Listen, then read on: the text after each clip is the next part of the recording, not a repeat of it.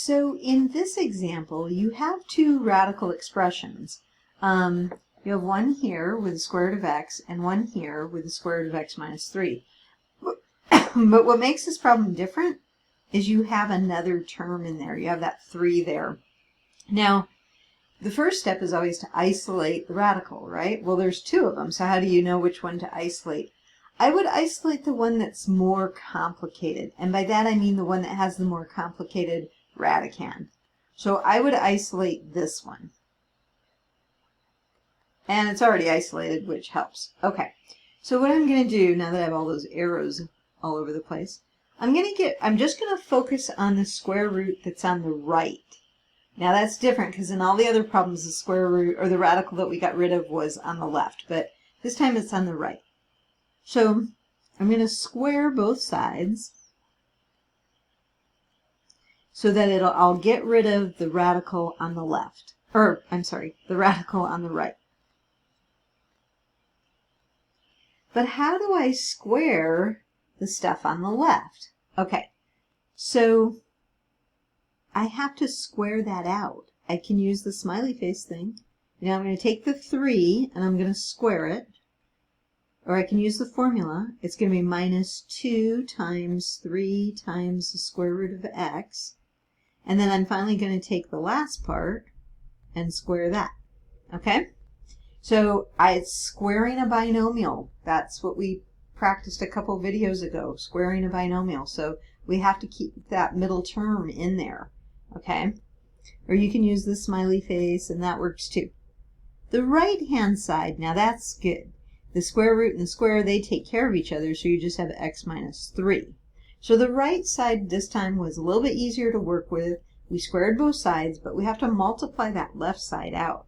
Okay, so what do we get over here? 9 minus 6 times the square root of x plus x equals x minus 3.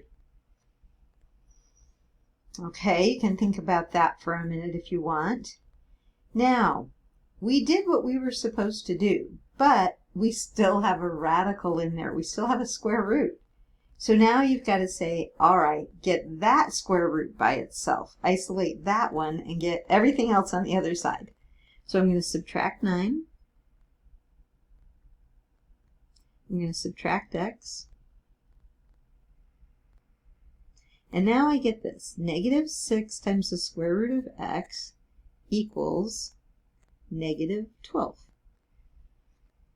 Okay, that doesn't look too bad.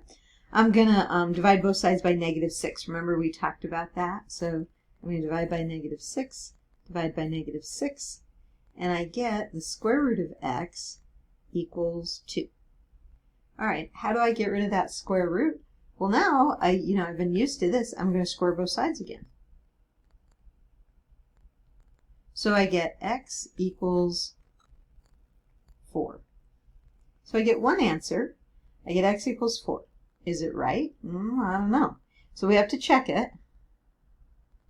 And remember, we squared both sides twice in this case. So here's the original. We have to find the original equation.